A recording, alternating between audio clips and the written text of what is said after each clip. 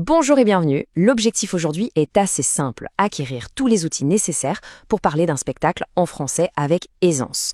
On va voir comment trouver les bons mots, comment décrire l'action et même comment rédiger une petite critique. Alors, prêt à faire entrer les mots en scène? Alors, voici le programme. D'abord, on va se construire une base de vocabulaire solide. Ensuite, on va s'attaquer à un point de grammaire super pratique.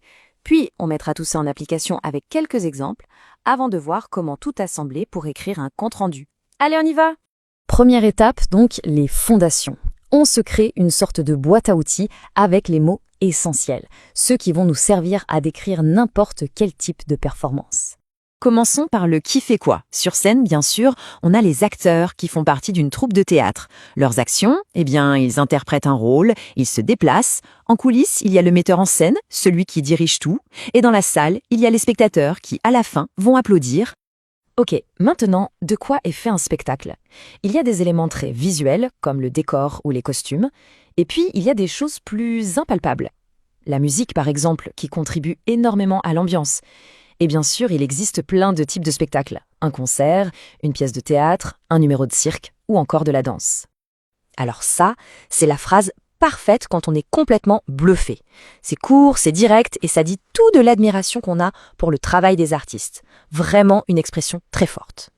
Parfois, ce n'est pas juste un acteur ou un moment qui nous marque, c'est l'atmosphère générale, l'énergie dans la salle, la connexion avec le public. Dans ces cas-là, cette phrase est idéale pour décrire ce sentiment, cette magie un peu globale. On passe à la suite. On a les mots, maintenant il nous faut un outil pour les relier de façon dynamique. Et cet outil, c'est le gérondif. Ça va rendre nos descriptions beaucoup plus vivantes. Allez, on plonge un peu dans la grammaire, mais promis, c'est un outil génial. Le gérondif, comment ça se forme? C'est très simple. On prend la préposition en et on ajoute le participe présent du verbe. Par exemple, pour le verbe chanter, ça va donner en chantant. Pour danser, en dansant. Facile, non? Ce qui est vraiment intéressant, c'est que cette forme toute simple peut servir à dire plein de choses différentes. On peut s'en servir pour exprimer la manière, pour expliquer une cause, pour poser une condition, ou, et ça c'est très fréquent, pour décrire deux actions qui se passent en même temps. Pour la manière, c'est simple. Ça répond à la question « comment ?» Dans notre exemple, le clown n'est pas juste entré. Non, il est entré en courant. L'image est tout de suite beaucoup plus précise, plus vivante. Et là, on a une illustration parfaite de la simultanéité. La jongleuse fait deux choses en même temps. Elle avance et elle lance ses balles.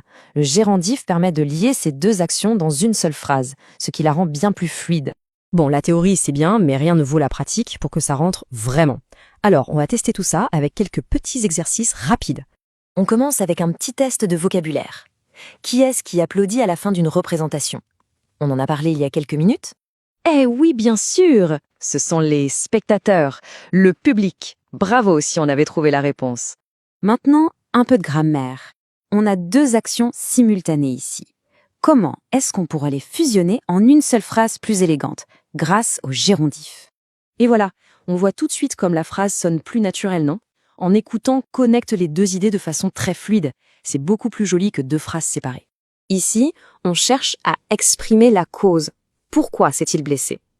L'action qui a provoqué la blessure, c'est jouer. Comment est-ce qu'on peut formuler ça? Parfait.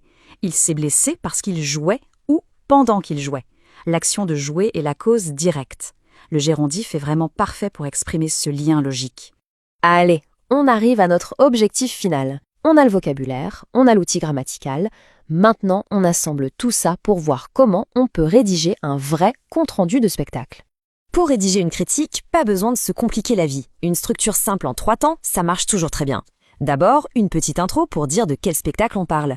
Ensuite, le développement. C'est là qu'on raconte ce qu'on a vu en utilisant notre beau vocabulaire et le gérondif. Et on finit avec une conclusion pour donner son avis. Et pour aider à se lancer, voici une petite trame, une sorte de modèle. C'est un super point de départ pour organiser ses pensées. Ça commence par « j'ai assisté à » et ça finit avec une recommandation. Évidemment, c'est juste une base, on peut l'adapter comme on veut. Et voilà, la boucle est bouclée. On a maintenant tous les outils en main. La question finale, c'est une invitation à se lancer. Quel est le premier spectacle qui vient en tête, là, tout de suite? Un concert, une pièce, un film peut-être? Comment pourrait-on en parler maintenant en utilisant tout ce qu'on vient de voir? À vous de jouer.